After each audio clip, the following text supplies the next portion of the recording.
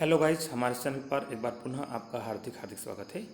आज के इस वीडियो में हम बात करने वाले हैं केमिस्ट्री क्लास 12th के चैप्टर नंबर 9 उप सहसंयोजन रसायन।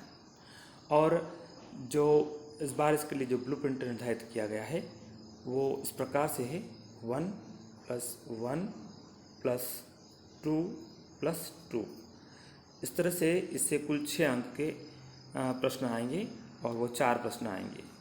तो देखिए, यहाँ पर हम पहले एक एक अंक वाले प्रश्न की बात करते हैं।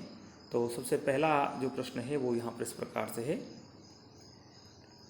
रिक्त स्थान की पूर्ति कीजिए।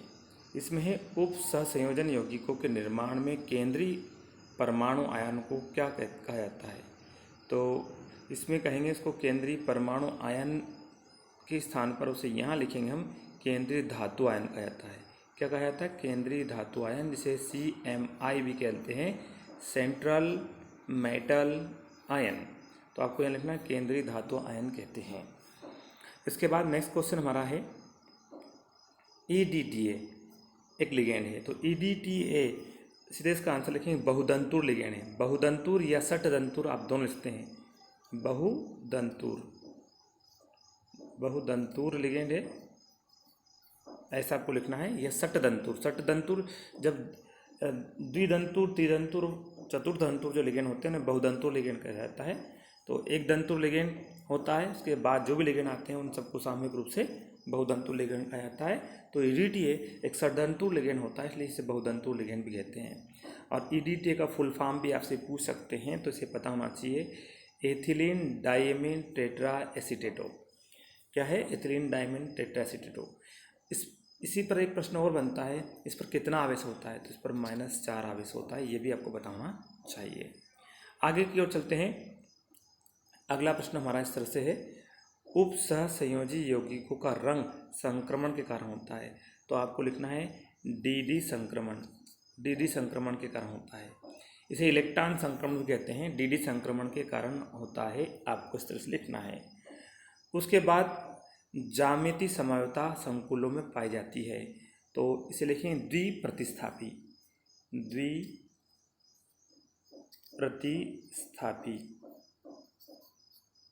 संकुलों में पाई जाती है, ये आपको ध्यान रखना है। उसके बाद में केंद्रीय परमाणु से जुड़े सभी दाता परमाणुओं की संख्या को कहते हैं। तो उसे बोलते हैं समन्वय संख्या। क्या कहते हैं? समन्वय संख्या या उप सहसंयोजन संख्या होती है। उप सहसंयोजन संख्या भी इसको कहा जाता है। कुछ भी कह सकते हैं, समन्वय संख्या भी कह सकते हैं, उप सहसंयोजन संख्या कहते हैं। तो इस तरह से आपने देखा कि इसमें 5 ऑब्जेक्टिव दिए थे, जिनको हमने हल किया है और आपको समझाया है। इसी तरह से हमने इसके केमिस्ट्री के जो पिछले चैप्टर्स हैं उनके वीडियो भी हमारी जो है वेबसाइट पर, यानी कि YouTube वेबसाइट पर हमने अपलोड किए हैं, और उन्हें आप प्ले लिस्ट में जाकर देख सकते हैं। आगे चलते हैं। क्वेश्चन नंबर 2, ये भी एक अंक का है। तो देखिए, यहाँ पर पहला प्रश्न आपके लिए क्या है, जिगलर नाटा उत्प्रेरक से संबंधित धातु का नाम लिखिए। तो यहाँ पर एक इसके जिगलर नाटा से संबंधित धातु का नाम लिखिए। तो वो होता है एल्युमिनियम और टाइटेनियम। बेसिकल मेन धातु होती है एल्युमिनियम। तो क्या लिखेंगे आप? एल्युमिनियम। हो सकता है इसका फार्मूला भी आपसे पूछ ले, तो मैं आपको इसका फार्मूला बता देता हूँ। जिगलर नाटा उत्प्रेरक का जो फार्मूला होता है वो ध्यान रखना है, AlC2H5 whole thrice plus TiCl4। ये जिगलर नाटा का सूत्र होता है। इसे हम पढ़ेंगे किसे? ट्राई एथिल एल्युमिनियम और टाइटेनियम टेट्राक्लोराइड दोनों का जो मिश्रण होता है उसे हम बोलते हैं जिगलर नाटा उत्प्रेरक। तो आपसे पूछ सकते हैं जिगलर नाटा उत्प्रेरक का सूत्र लिखिए, तो आप ये लिख देंगे। और जिगलर नाटा का संबंध किस धातु से? वो एल्युमिनियम से है और टाइटेनियम से भी है, पर मुख्य रूप से किससे? एल्युमिनियम से, इसलिए आपको एल्युमिनियम यहाँ पर लिखना है। अगला आता है, किस प्रकार के लिगेंड किलेट बनाते हैं। तो देखिए, बहुदंतुर लिगेंड। कौन से? बहुदंतुर जो लिगेंड होते हैं वो क्या कहलाते हैं, वो किलेट बनाते हैं। आगे चलते हैं। थर्ड क्वेश्चन है टेट्रा कार्बोनिल निकिल का सूत्र लिखिए। तो टेट्रा कार्बोनिल निकिल का सूत्र ये होता है, टेट्रा कार्बोनिल निकिल, ये NiCO4, टेट्रा कार्बोनिल निकिल। इसमें यदि आप ये ब्रैकेट नहीं लगाएंगे तो चलेगा, तो ये आप लगा सकते हैं, नहीं लगाए चलेगा। टेट्रा कार्बोनिल निकिल का सूत्र ये होता है। उसके बाद में अगला क्वेश्चन है क्रिस्टल क्षेत्र के सिद्धांत अनुसार उपसंयोजन यौगिकों के रंग का कारण क्या है। तो आपको लिखना है DD संक्रमण के कारण होता है, DD संक्रमण या अर्थात इलेक्ट्रॉन संक्रमण के कारण होता है। उसके बाद अगला प्रश्न आता है वर्नर के सिद्धांत के अनुसार धातुओं में कितने प्रकार की संयोजकता होती है। तो वो 2 प्रकार की संयोजकता होती है, प्राथमिक संयोजकता और दूसरी कहलाती है द्वितीयक संयोजकता। इसे बोलते हैं प्राथमिक को आयनिक संयोजकता बोलते हैं और द्वितीय को अनआयनिक संयोजकता, अनआयनिक, ये आपको ध्यान रखना है।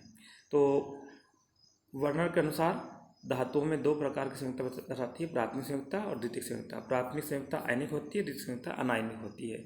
यदि हम उदाहरण देखना चाहें तो हम आपको बता दें कि जैसे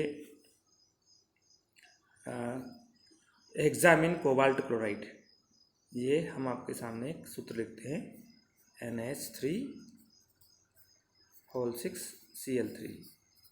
इसमें ये जो संयोजकता है ये प्राथमिक है और ये यहाँ से आयनित हो जाता है, इसलिए इसको आयनिक संयोजकता भी बोलते हैं। तो यहाँ पर कोबाल्ट 2 तरह की संयोजकता दर्शा रहा है। ये संयोजकता प्राथमिक है जिसे आयनिक संयोजकता। तो यहाँ पे आपसे पूछ लिया है कि सूत्र में प्राथमिक संयोजकता कौन सी है, तो 3 है, और द्वितीयक संयोजकता कौन सी होती है, 6 होती है। तो प्राथमिक और द्वितीयक, आयनिक और अनायनिक, इस तरह से आप समझ सकते हैं। आगे चलते हैं। अब आता है 2 अंक वाला प्रश्न। 2 अंक वाला प्रश्न क्या है, यहाँ पर लिखा गया है द्विक लवण क्या है। तो द्विक लवण को आपने अच्छी तरह पढ़ा है।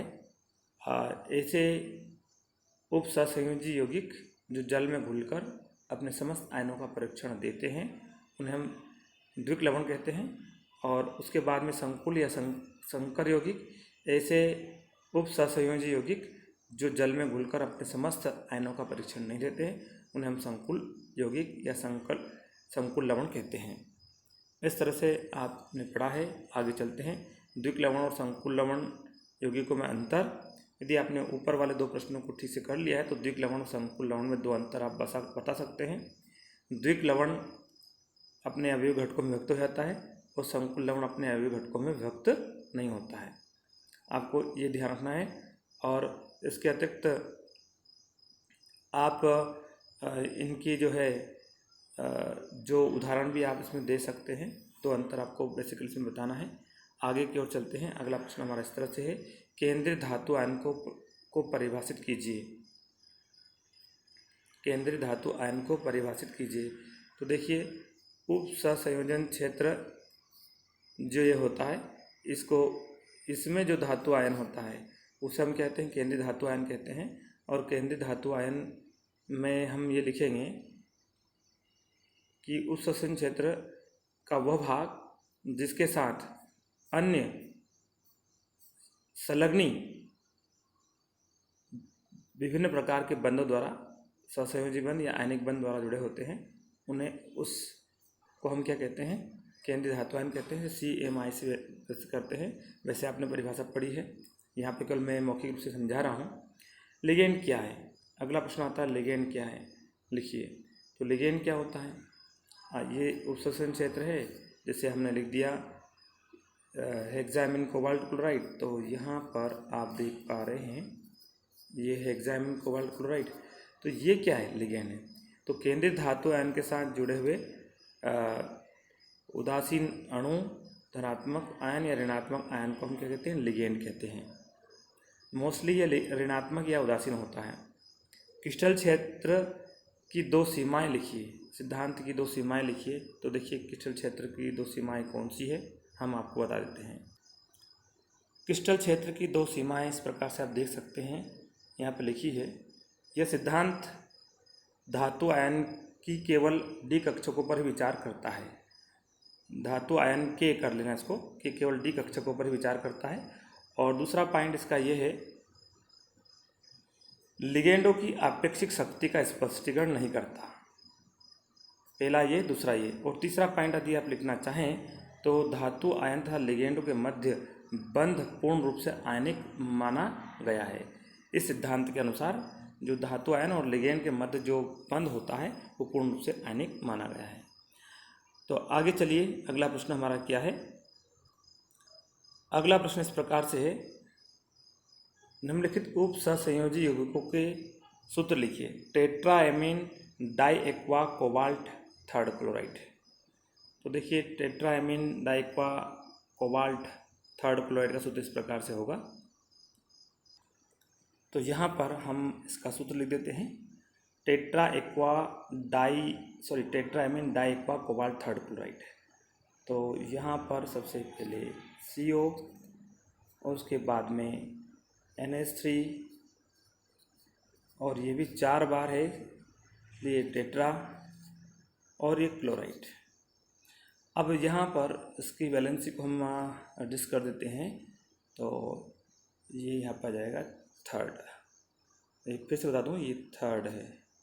तो ये क्या है, टेट्रा एमीन, सॉरी एक्वा भी है इसमें, इसलिए हमें H2 भी करना पड़ेगा। तो यहाँ पर हम लिख देते हैं CO NH3 4 H2O whole twice, और यहाँ पर आपको लिखना है Cl3। तो आप देख पा रहे हैं कि ये tetraammine diaqua cobalt third chloride का फार्मूला हो गया है।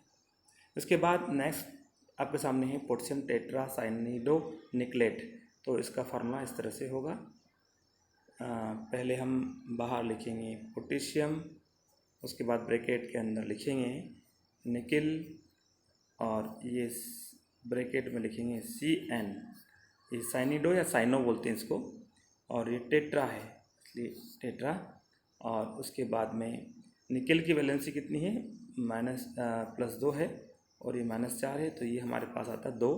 तो यहाँ K2 लगाना पड़ेगा। फिर से बता देता हूँ, यहाँ पर क्या लगाना पड़ेगा आपको, K2 लगाना पड़ेगा।